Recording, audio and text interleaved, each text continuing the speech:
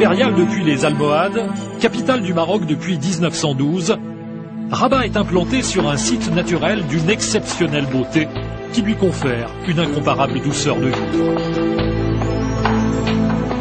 Fière de son histoire millénaire et résolument tournée vers l'avenir, elle compte aujourd'hui près d'1 million d'habitants. Par sa beauté, son dynamisme, sa culture, son art de vivre, Rabat est vraiment une ville capitale.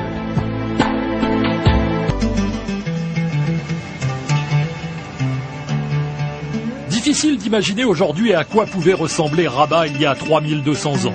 L'océan devait être plein de mystères et de promesses, le Bouregreg un long fleuve tranquille, et la Casbah des Oudayas un promontoire encore vierge. Il y a 3200 ans, les Phéniciens ont été les premiers à installer ici un comptoir et à créer une cité. Mais ce sont les Romains qui ont fait de Sala Colonia, implantée sur le site de l'actuelle Cheila, une ville active et prospère. Au XIIe siècle, le sultan almohade Yacoub el-Mansour donne à la ville toute son importance. Yacoub el-Mansour entreprend la construction d'une mosquée grandiose. La Tour Hassan, qui est aujourd'hui le symbole de Rabat, était le minaret de cette mosquée qui ne fut jamais terminée. La Casbah de Cheila date du XIVe siècle. C'est aujourd'hui un parc luxuriant et l'un des endroits les plus romantiques du Maroc.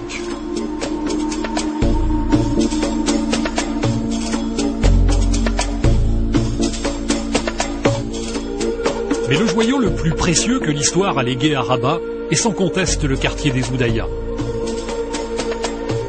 Au fil des siècles, cette ancienne Casbah est devenue un quartier où il fait bon vivre, dans des ruelles ombragées où se mêlent les influences arabes et andalouses.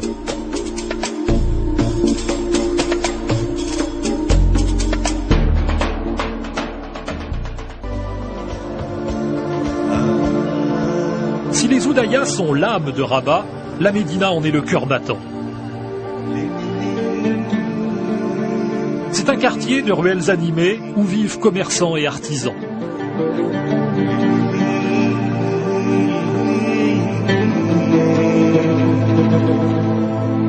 Certaines portes cachent des demeures au charme insoupçonné, comme cette maison du XVIIe siècle.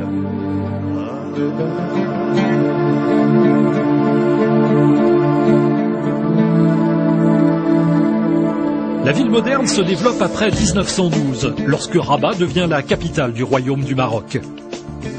C'est à cette époque qu'est tracée l'avenue principale du centre-ville, qui porte aujourd'hui le nom de Mohamed V.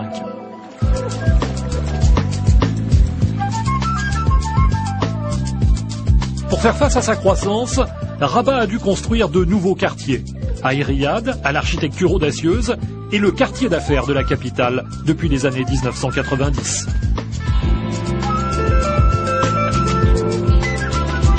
La vallée du Bouregreg entre Rabat et Salé est le témoin d'une véritable révolution urbaine qui change la ville et la vie des habitants.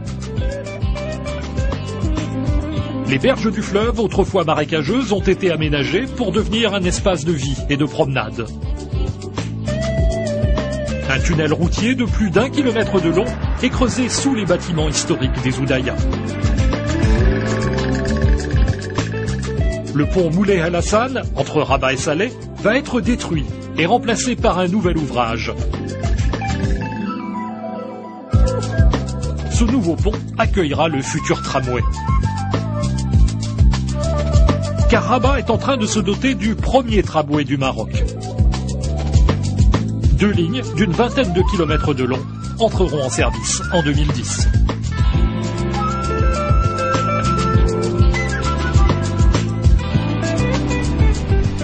Battue par l'océan, la corniche de Rabat accueille un autre projet majeur. L'ancien hôpital va devenir un palace et toute cette bande littorale de 11 km sera dédiée au tourisme, aux loisirs et à la culture.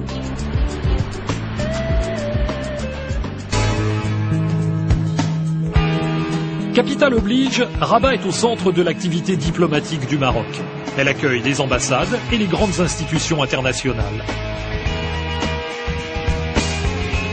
Rabat est aussi au cœur de l'activité politique nationale, avec les sièges des ministères et du Parlement.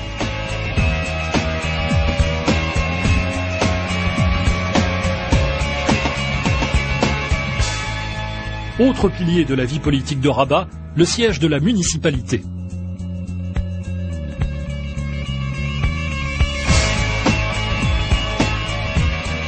Rabat peut aussi s'enorgueillir d'être une capitale du savoir.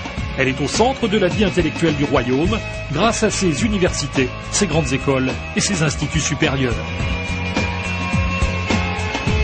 Capitale du savoir, Rabat l'est également avec cet institut consacré à la culture amazighe.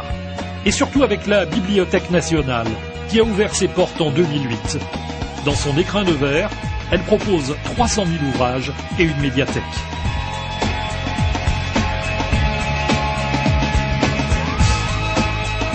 Pour son développement économique, Rabat ne mise pas sur les grosses industries. À Technopolis, on fait le pari du high-tech, de l'offshoring et de nouvelles technologies de l'information. Un pôle d'intelligence dédié aux industries du savoir.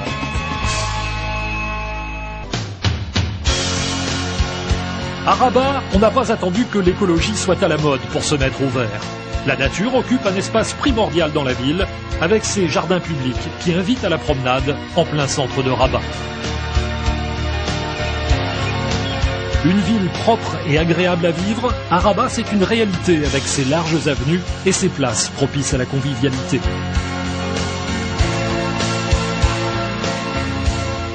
Ce puits, qui plonge à 25 mètres de profondeur, fait partie d'un gigantesque projet de dépollution. Il comprend une station de traitement des eaux et un émissaire marin qui rejettera les eaux usées à 2 km des côtes. La forêt de la Mamora s'étend autour de Rabat sur 133 000 hectares. C'est le poumon vert de la capitale et c'est aussi la plus vaste forêt de chêne-liège au monde. Avec un tel environnement, pas étonnant que les habitants de Rabat prennent un plaisir particulier à entretenir leur santé et à pratiquer le jogging. Chaque année, plusieurs milliers de femmes prennent le départ de la course de la victoire, organisée dans les rues de la capitale par l'ancienne championne du monde et olympique, Neza Bidouane.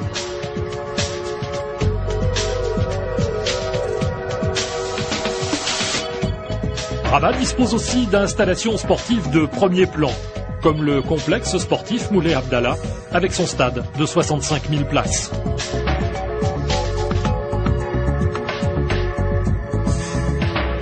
Situé à 15 minutes du centre-ville, le Royal Golf Club de Dar es Salaam est un domaine de 360 hectares au cœur de la forêt.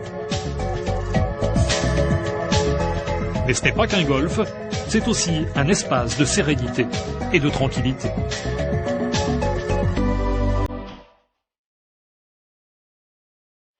Il suffit de se promener dans Rabat pour le constater. Elle attire de plus en plus de touristes, notamment sur ses sites historiques traditionnels.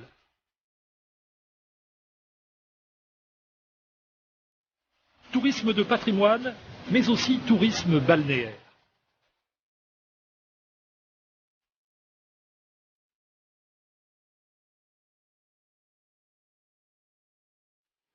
Avec la nouvelle marina, Rabat et Salé s'affirme comme une destination nautique. La marina du Bourg-et-Greg peut accueillir 220 bateaux.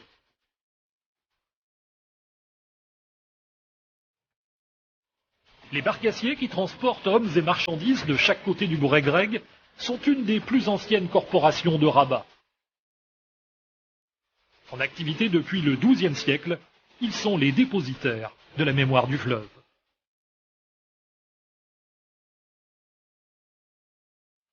Pour accueillir les touristes dans les meilleures conditions, Rabat dispose d'hôtels haut de gamme, que ce soit pour quelques jours de détente ou pour l'organisation de séminaires et de congrès. Rabat propose aussi à ses visiteurs des hôtels de charme, riad dans la Médina ou maison d'hôtes dans un parc fleuri.